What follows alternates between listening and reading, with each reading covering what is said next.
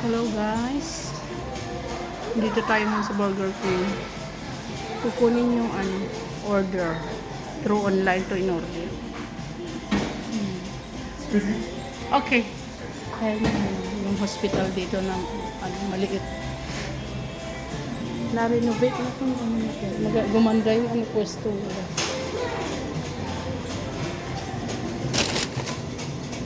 Ito na. Home of the Wooper. Gumanda mo. Home of the Wooper. Ay, ano ba yan? Pinupul ko pipush pala. Ayan. Tanghaling tapat. Pero alam nyo na kung anong oras. Hapon na ngayon dito. 4 o'clock. Pero sobrang pa rin. Sobrang init ng araw. Pati yung pala, gumanda rin.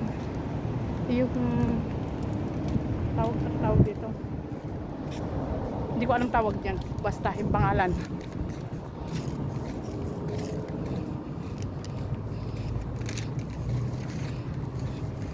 Pauwi na ako.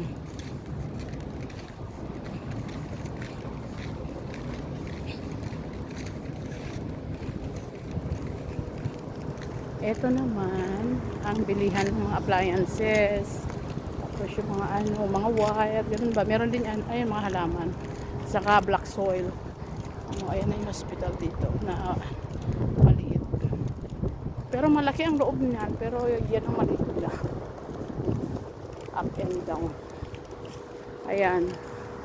May nagpapagawa ng ng drainage. Flood control. Joke.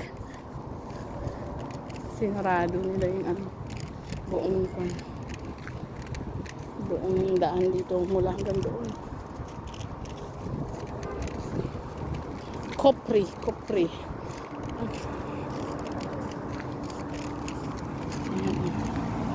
Drainage. Hanggang doon sa dulo. Magkano kayang budget nito? Pero ang maganda dito, walang corruption. Ayan yung Tamar. Nahinog na. Mga dates. Mura ngayon ang mga dates kasi panahon ngayon ng dates sa laundry area. Altahra Laundry.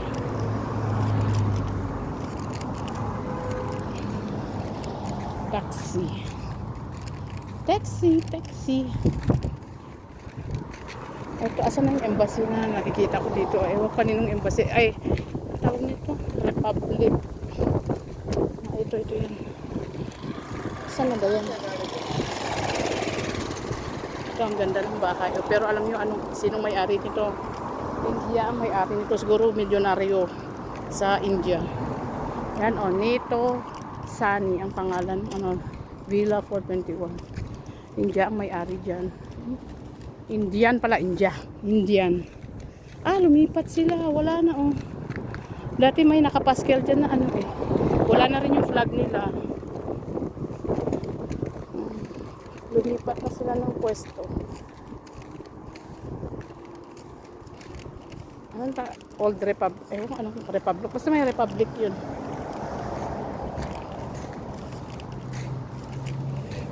Alay lakad sa ilalim ng init ng araw. Nakauwi na ang mga may-ari nito. Kompleto na sila.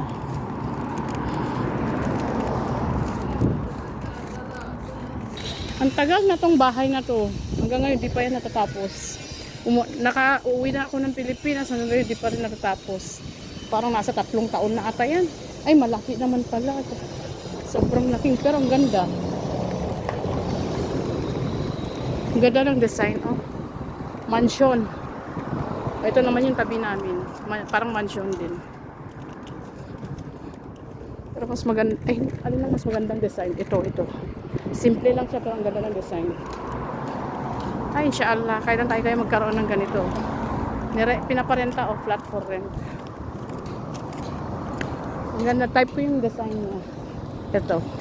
Simple lang. Ganda pa ng kulay. Ito, sobra namang dami ng bintana, oh. Ang daming bintana, oh. Dito naman yung bahay ng kaibigan ng alaga naming lalaki. Yung pink na yan. Diyan namin siya sinusundo.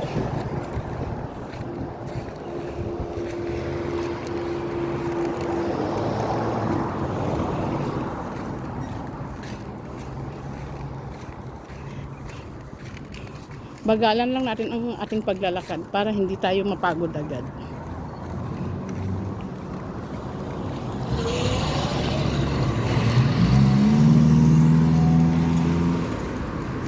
Ito, mga ganitong basura, guys.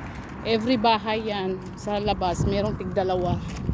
Every building. Sa atin sa Pilipinas, wala. Tawag nito? Sa may palengke naman is limit lang.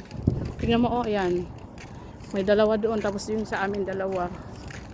Basta every building may tig-dalawang basurahan.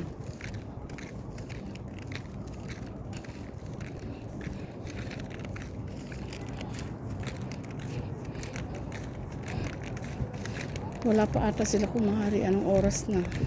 Diba kan? Alas 4 na, wala pa sila. Andito na ako. Kompleto na ngayon mga sasakyan. Ay, may isang wala.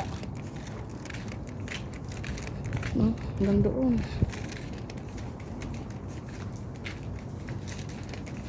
Ito yung garden namin. Dito kami nagtatambay ng mga bata. Yung loob dyan. Ngayon may nakatanim na na tawag nito.